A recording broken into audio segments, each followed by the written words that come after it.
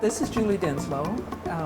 We are at the 50th anniversary meeting of the Association for Tropical Biology and Conservation and the Organization for Tropical Studies in San Jose, Costa Rica, and I'm talking to Robin Chazdon, professor at the University of Connecticut, about her experiences and influences and early days in working in the tropics. So Robin, maybe you want to start out by sort of what sent you south? Well, actually, I was very fortunate when I was a college student to have an experience in the tropics during my sophomore year when I was at Grinnell College. And we traveled, it was a field study program. We traveled around the country at the beginning. We lived with families, so we had Spanish instruction, culture, history, but on the weekends we got out in the field. We went to Santa Rosa, where Dan Jansen was. We went to La Selva with the generator working at night. We took the boat with Raphael. And little did I know that was the beginning of a long, long future. But it never left me. I cried the whole way home on the airplane.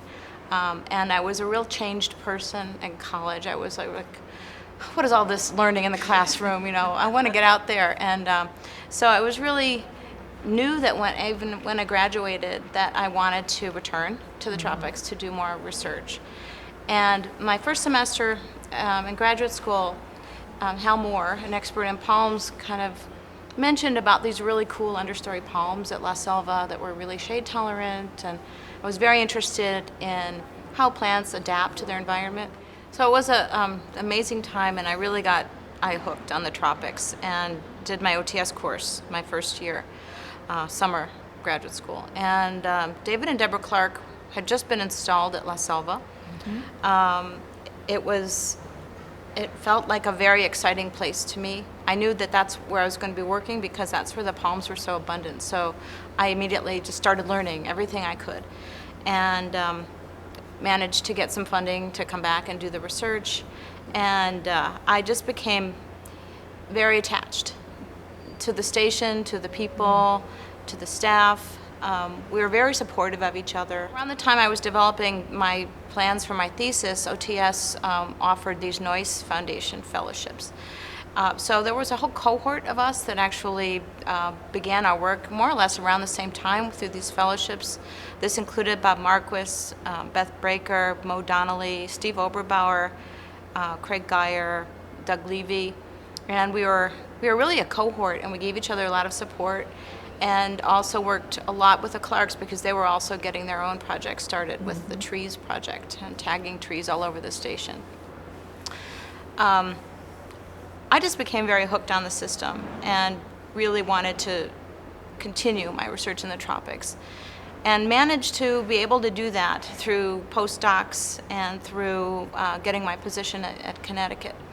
I never really engaged very much in temperate zone research. I kind of tried a little bit because it was logistically difficult sometimes. But I happened to marry someone who was also very dedicated to do research in the tropics. So we both tried to develop some long-term projects at La Selva, which worked out, and we brought our family there, and our kids were raised there as well. They feel a very close connection. In fact, the family housing that is there now was, we were very instrumental in doing some of the planning for that, that went into the grant proposal for NSF. Say something about the situation that motivated that and how that all came about. We were approached by the Clarks and also by Jonathan Giles at the time, who was just sort of starting out in development, and they wanted to increase the housing variety at La Selva, but they wanted to have some facilities for people with families. And we were really the test case because we had our daughter Rachel before that housing got built, and they put us up in that iguana room that has its own bathroom. But you need a bathtub, you need a changing area. They realized they weren't trying to sell La Selva necessarily to people with babies. They're trying to make it possible. And I have to say it was hugely important for me. Starting my family, at the same time I was starting a tenure track job, with tropical, very heavy tropical field work involved, you have to have your family with you. Yes. And I was able to do that, and it really has made a huge difference to my being able to pursue my career as a tropical biologist. So Les Alva has been a part of all that development and a part of my family in a big way, too. And what about your ties to ATB? You've been very active in ATB over the years. How has that played a role in your career? Well, I started going to the ATB meetings during graduate school, and I quickly began to find a camaraderie with my fellow tropical biologists that I didn't quite feel as much going to the enormous Ecological Society meetings, which I also had affiliation with, but I felt they didn't quite get it. You know, I always would hang out with whoever tropical people were there. So I really gravitated toward the meetings. And that became a really important nexus for me because it was a real connection. And I wanted to, when I had an opportunity to become more involved, I think it might have been you who nominated me as a council member, even before I started my job. I was very happy to become involved since I already went to the meetings every year. So it wasn't, at that point, there wasn't a lot of extra work to do. I just really loved the people, and we all shared such a strong love of the tropics and concern that became very, very passionate. And I think that I never felt that with other professional societies. And it was really important because we're all struggling to get grants, we're all struggling to get good publications, we're all struggling to get tenure, and it really mattered to have the support and the understanding that the whole family of ATBC offered. And then to finally return the favor by trying to promote other people's careers and publications. And then the big opportunity came when I was invited to be the editor of Biotropica, which I thought about for a while. I imagine. And I decided to do it, and it was a tremendous learning experience, very positive, especially after we made the decision to move to Blackwell and not have to do all the managing editor work. There was another full-time job for that first year. It really was very costly, and I knew something had to change. So when I took the job, I wasn't going to do it for 20 years. I really wanted to do it for 4 or 5 years, and then pass it on to someone else. So I actively cultivated Jaburi. And I actually brought Emilio onto the editorial board. So that was my fault. So you're continuing your meddling in Biotropica. How do you see that Biotropica has changed over the years? The influence of Biotropica has greatly increased through, initially through having it online and through the promotion that Blackwell, then Blackwell, now Wiley, was able to give it through its international presence. Biotropica wasn't on the map at any kind of meeting in Europe or any kind of meeting in Asia. It was very much an Allen Press, mom and pop kind of operation, and it was also costing the society a lot. And I wanted to support Allen Press at the same time, but their option that they gave us didn't compare with what we could do. With the reach of Blackwell was much greater, and we were also concerned about losing not only regular members, but losing institutional subscriptions. It was a time when it was very vulnerable. We felt that if we didn't do something, we might just completely lose ground and never recover. So we worked really hard to get the publication rate to speed that up, because we knew that people weren't sending their quality papers to the journal because it would take so long to get them published. So that was the first big push we made, and that really did make a difference. And I actively solicited synthesis articles and papers from people, which increased the profile of the journal. And it's still, I think it's still growing and still has some room for growth and change. What about the subject content for Biotropica? Has that shifted over the years? I remember some pretty short articles in the very early years. Um, I think it's still very highly varied in the topic areas. I think there have been a lot more studies done in altered, human-modified parts of the tropics as those have become the predominant parts. So the research has shifted because the kinds of tropical forests and tropical ecosystems people are studying have changed. So the science has responded to be able to better understand these complex changes. And I think the journal has to lead the way there as well. Absolutely. Your fundamental interest is, tied closely to functional ecology and plant ecophysiology.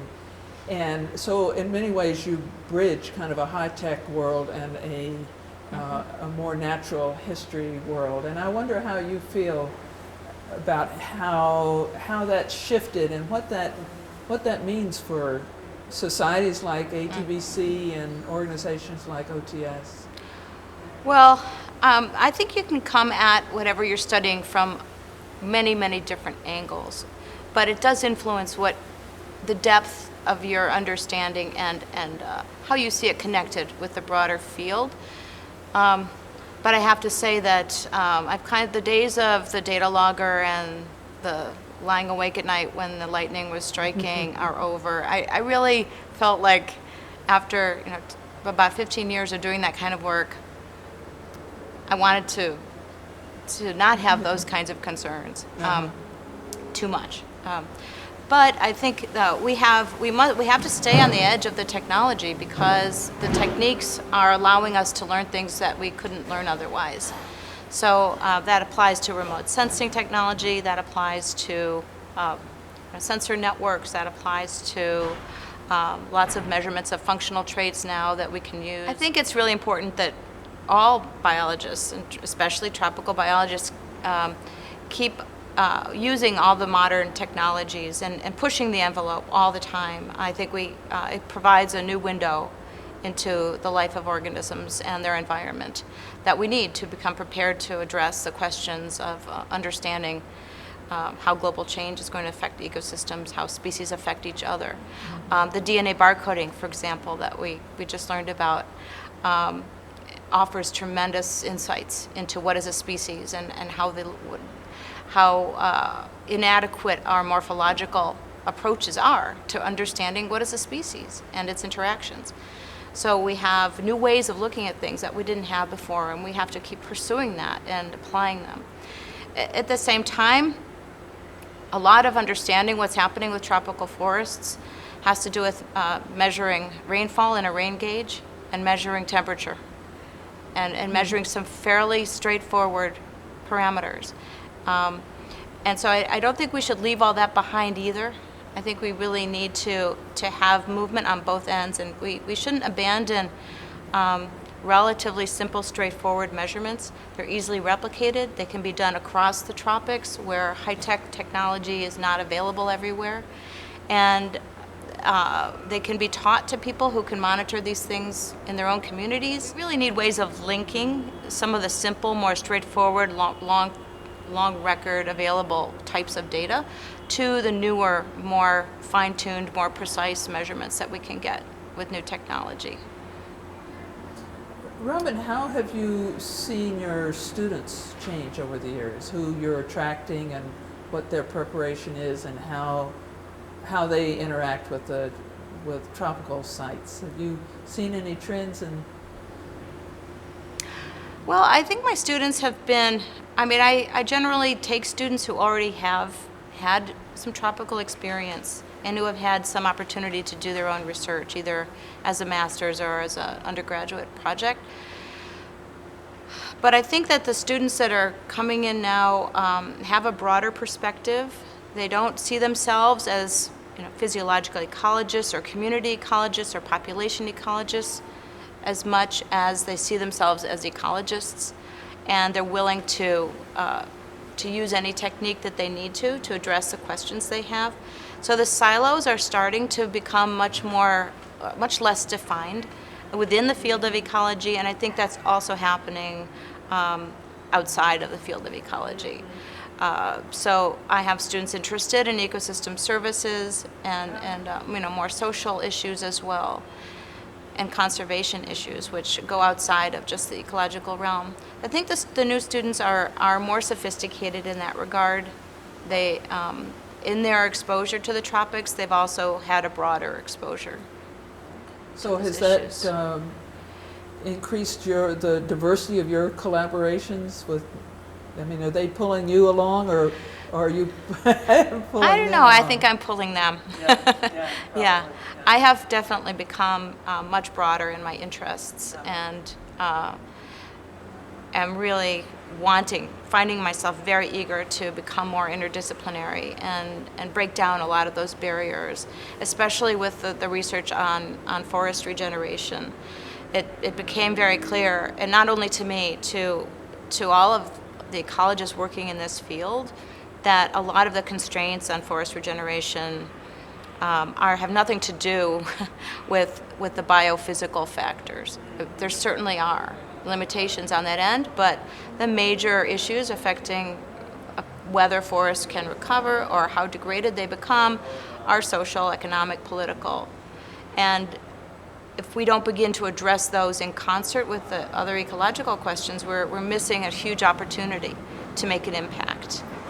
So that is the direction that I really see myself going in now. And I need to learn a lot too. Another question I wanted to ask you is your view of OTS and where it's been and where it's headed. How important has it been for your students? I mean, many of your students have worked at La Selva, taken the OTS course. Yep. Pretty much all of my students have. I have one student now who hasn't, and she doesn't think she needs to do that. So I'm not going to argue with her about that. I think it's been incredibly important. I mean, I can't underscore that. And not only the course, but also the additional support for pilot grants and for, up to 6 months at a time of field station expenses. So it's made a huge difference. Those projects really couldn't have gotten done, even though the students did work very hard to get other funding. And every single one of them managed to get funding, because I wasn't able to support all the research. That's been a real struggle, the funding for graduate research in the tropics, in the field, and especially if a long stint is required. The station fees, they're reasonably priced, but they just don't fit in the budget of most students. And there's a lot of other options now for where to go. So that's a really big challenge still, and I think it's going to become a little more difficult in the future, because it's harder for me to get grants, and most of my grants don't include any graduate support. Well, yeah. As far as the role of OTS, I really see that changing along with everything else. I think OTS needs to be more open to including a range of disciplines in the work that goes on at the field stations, as well as the courses that are taught, to prepare students to be more to be able to speak the language of multiple disciplines and understand where they're coming from. I used to not feel that way, but I've really changed my thinking about that, and I think there always will be a place and a role for studying tropical biology, but increasingly, if our students aren't able to navigate through what that means societally, it's going to be a dead end. do you think research stations, I mean, we've discussed a lot about how they're becoming, or at least the OTS stations, how they're becoming more sophisticated. Are they pricing themselves out of a market because that has to be paid for? And this balance between kind of natural history, biodiversity, low-tech studies, and the support for yes, I mean, I don't focus. really know the answer to that. I know that it is outside of the budget for a lot of students. I also have had some issues over the years with sharing La Selva with tourists, especially during really peak research times and the filling every bed issue, to help OTS's bottom line, to be able to subsidize the cost. So I see the benefit, but I also see that it has sometimes compromised the staff. It sometimes compromised the availability of some of the facilities for researchers, and made us feel like we're the odd man out there, and that they're really catering. There have been moments where I felt that way, and it's a very delicate balance. But I know OTS has had to become more entrepreneurial. So I know these were the challenges that were facing the board when the executive committee, when it was the executive committee, Yes. and I was on it. These were big issues, and I usually fell on the side of not wanting to overdo it on the tourist end of things. I was for many years trying to promote a lot more focus on research within OTS. I'm not sure that ever really got to happen the way we envisioned it. So I have been somewhat disappointed about that. Coordination among the stations, for example. Some research projects that involved multiple sites. Those sorts of things that we talked about that really didn't get off the ground because there were so many other pressing issues that were faced. And that just ended up kind of getting put aside. And the other thing that I have really thought that OTS needs to capitalize on more is serving as more of a regional center, having those field stations be more of a regional resource. I know that's happening more at Las Cruces, and that is happening somewhat more at La Selva. I'm seeing that very, very slowly, but 20 years ago, that should have been happening. And, there wasn't money for it. It was the kind of thing that we can't do this, we don't have money for it. And while I understand the financial constraints that were there, it also means that certain things are not happening now that could have been happening over the last 20 years. I'm working with a lot of local landowners, and we're paying them rent. And I don't have the money anymore to pay them rent. And some of them are saying, okay, you can't use the plot anymore that you've been measuring for 20 years. I'm going to have to log some trees because I have to pay my lawyer. Or I'm going to have to, and I feel very conflicted about that. I wish I could just give them all the money they wanted. But we need better models out there for establishing research programs on private land and involving the landowners in ways that they're receiving benefits. No one ever thought about that. They always thought you had to go and buy the land and own it so you could study it. But there's another model out there that, had that been pursued in the past, might have paved the way for a lot more interaction between researchers and people in the community and landowners, and ways of offering benefits to the landowners that would make it worth it for them to do that, to engage more. And OTS could have been a leader in that. Yeah, there are definitely challenges to researchers. That was always a big challenge because ever since our project, we needed a car to do our research. We needed to get out there. And for me, it just wasn't walking across a bridge and going to my field site anymore. It was getting in the car and buying gas and talking with people and figuring out where to do the project, and all that involved. And we're still doing that. And we ended up talking with landowners about why they are not allowing their troutales to grow up again, but they keep chopping them back year after year after year. They're not using it for anything. They don't even have any cattle. But it's because if they let that grow back, then they can never use it again. Because once it becomes forest, it can't be cut. All of a sudden, all of these other things started coming into play. And this is why we don't have any young sites in the project. Interesting. Yeah. Very interesting. political. Oh, and you know, when La Martita finally got under protected status, which it did, we met with the owner, and he was so excited because he took us through a beautiful 2-year-old charal. I mean, I thought it was beautiful. We saw all kinds of trees coming up in there, and he was so proud. He said, "I'm going to reforest," and meaning that he was about to have a contract with Fundecor to cut all of that second growth down and plant trees, because that's how you bring the forest back. That's reforestation. So that is the mindset throughout much of the tropics, actually, not just Costa Rica. And learning how, as a biologist, as an ecologist, to deal with that, and to how do we turn this around? Can we turn it around? You know, can we give options to people that are favorable, but that also allow regeneration to occur when the conditions are really good for it? And these were very good conditions. So it made me sick to see that, you know, that was being planted, and it could have just been an amazing young forest. And nobody saw that. Even Fundecor didn't see that. So there's a big piece missing.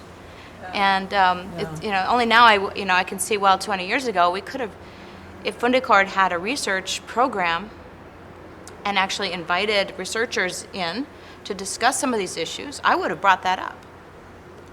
But nobody asked. Yes, a missed opportunity. Yeah. And unintended consequences of regulation. Yeah, and I think some of those opportunities were missed because OTS was so focused on the finances, on, you know, making the business work, which, you know, they had to do.